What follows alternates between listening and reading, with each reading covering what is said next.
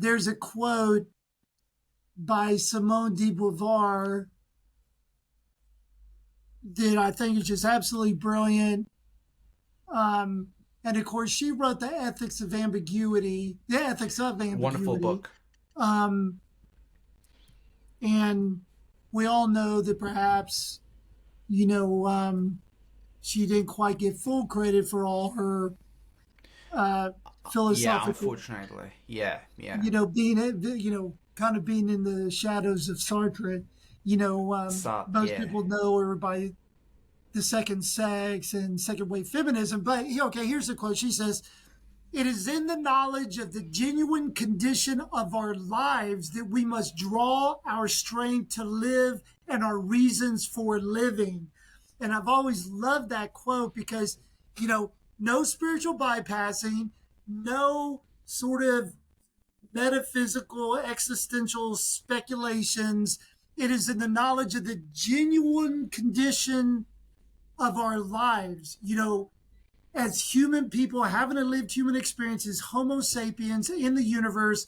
It is in the knowledge of the genuine conditions of our lives that we must draw our strength to live and our reasons for living. And I think people have a difficult time. They don't have I don't know, the muscle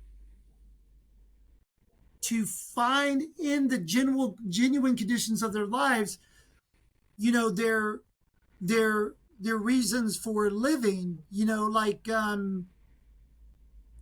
Religion often talks about having faith in God, and maybe we need faith in life. Like what I mean by that is that there does appear to be, it's hard to talk about this without, I don't know, sounding a bit, I don't know, pseudoscience or, spiritualizing science. It's hard to have the right language, but it does seem fairly clear that you can find at virtually every level of existence, from the smallest particle to the most complex expression of human existence, there does seem to be a learning algorithm that has been active, and it is active at every level, and at every scale. That, Darwin talked about it as, natural selection. Um, but there appears to be a learning algorithm, that an inbuilt component of life itself that tends toward complexity, um, growth, adaptability, and Homo sapiens. They say that 99% of all species are extinct. All species that have ever existed, 99% of them are extinct. Okay. So, but the Homo sapien, the human person, has survived. And I wonder if it's because a Homo sapien they evolved with a set of tools that allows them to cooperate with the learning algorithm in a way that privileged its, or not privileged, but it bolstered its survival as a species in the universe, because it learned a way to harness that learning algorithm to propel the species forward. Um, and I guess that's just a long way of saying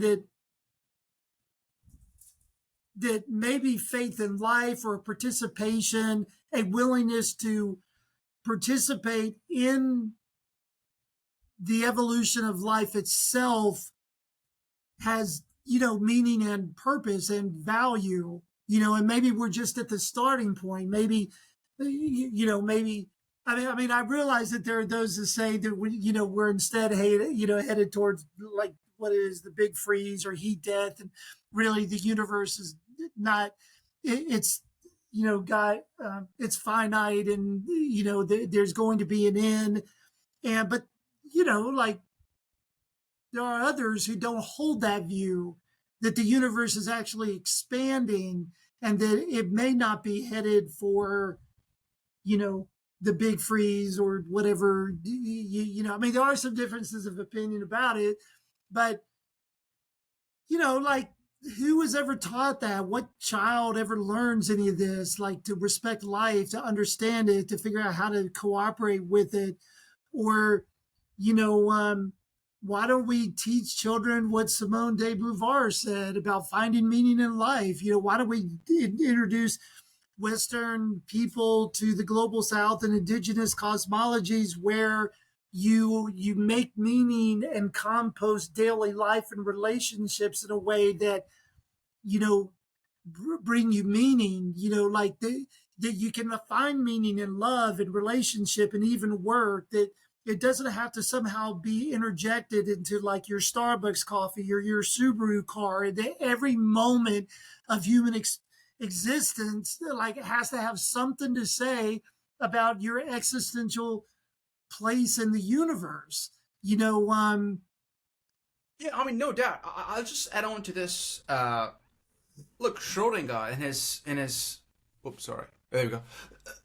Schrodinger in his text "What is Life?" He fundamentally posed this question that it seems that there's the second law of thermodynamics, entropy, but then for some reason life negates or kind of goes against this second law of thermodynamics. We counter it. Homeostasis. We maintain something. There's like this internal system. So obviously there've been great work by people like Carl Friston in the sciences who've done there's a free energy principle, and there's active inference, and there are other schemas which are wonderful. I mean, I'm hoping to study this in the future in a PhD. But what I'm trying to say here is that there's something, whatever these scientific schemas, theories are, there is something really peculiar about life. And I'm not even talking about human life here, I'm just talking about life.